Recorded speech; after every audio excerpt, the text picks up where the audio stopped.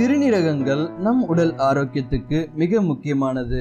சிறுநீரகங்கள் நமது இரத்தத்தை சுத்திகரிக்கிறது, ஹார்மோன்களை உற்பத்தி செய்கிறது, தாதுக்களை உறிஞ்சுகிறது, நச்சுக்களை நீக்குகிறது மற்றும் சிறுநீரை உற்பத்தி செய்கிறது. எனவே சிறுநீரகங்கள் நமது உடலில் உள்ள முக்கியமான உறுப்புகளில் ஒன்று. எனவே நாம் அதன் மீது அதிக அன்பை செலுத்த வேண்டும்.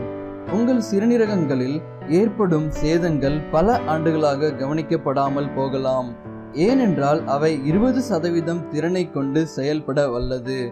எனவே சிறுநீரகங்கள் மனிதனை அமைதியாக பாதிக்கக்கூடிய நோய்களுடன் ஒப்பிடப்படுகிறது.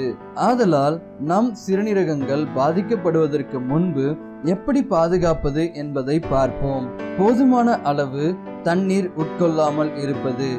உங்கள் சிறுநீரகங்களில் மிக முக்கியமான செயல்பாடு இரத்தத்தை சுத்திகரித்து நச்சுக்கள் மற்றும் கழிவுகளை நீக்குவதுதான். எனவே நீங்கள் போதுமான தண்ணீரை குடிக்கவில்லை என்றால் நச்சுக்கள் மற்றும் கழிவுகள் சேகரிக்கப்பட்டு நம் உடலில் பெரும் பாதிப்புகள் ஏற்படுகின்றன. அதிக அளவில் உப்பு சாப்பிடுவது. நம் உடல் சரியாக செயல்பட சோடியம் அல்லது உப்பு தேவைப்படுகிறது. ஆனால் நம்மில் அநேகர் அளவுக்கு அதிகமாக உப்பை சாப்பிடுவதால் இரத்த அழுத்தத்தை அதிகரித்து நம் சிறுநீரகத்தில் அழுத்தத்தை அதிகரிக்கிறது.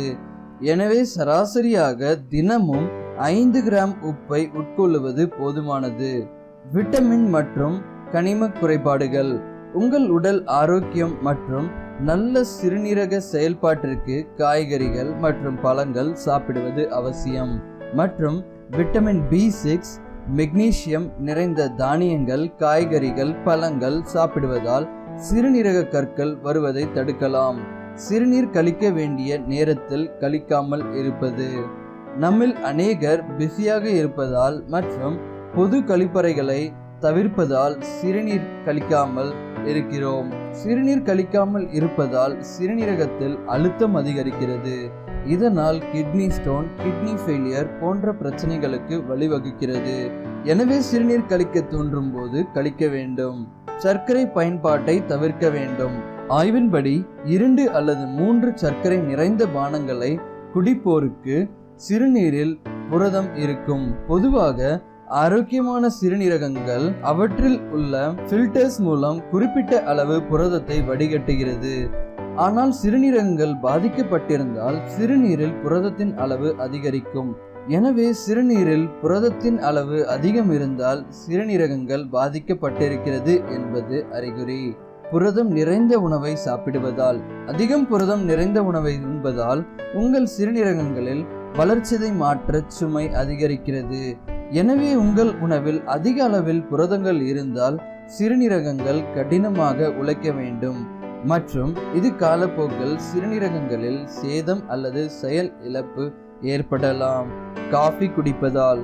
உப்பை போன்று காஃபியில் உள்ள கஃபைன்கள் நம் உடலில் இரத்த அழுத்தத்தை அதிகரித்து சிறுநீரகங்களில் அழுத்தத்தை ஏற்படுத்துகிறது. எனவே அளவுக்கு அதிகமாக காஃபி குடிப்பதால் நம் சிறுநீரகங்கள் பாதிக்கப்படுகிறது. பெயின் கில்லர்ஸ் சாப்பிடுவதால். நம்மில் அநேகர் நம் உடலில் ஏற்படும் வலிகளிலிருந்து நிவாரணம் பெற பெயின் கில்லர்ஸ் போன்ற மருந்துகளை பயன்படுத்துவது வழக்கம்.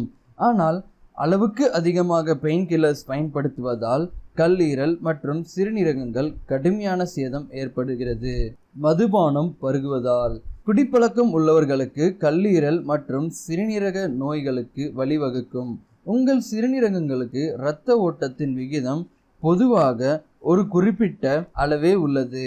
இதனால் சிறுநீரகங்கள் இரத்தத்தை நன்கு வடிகட்டுகிறது. ஆனால் தொடர்ந்து மதுபானம் குடிப்பதால் கல்லீரலை பாதிக்கிறது. இதனால் சிறுநீரகத்திற்கு வரும் இரத்தத்தின் அளவை அதிகரிக்கிறது.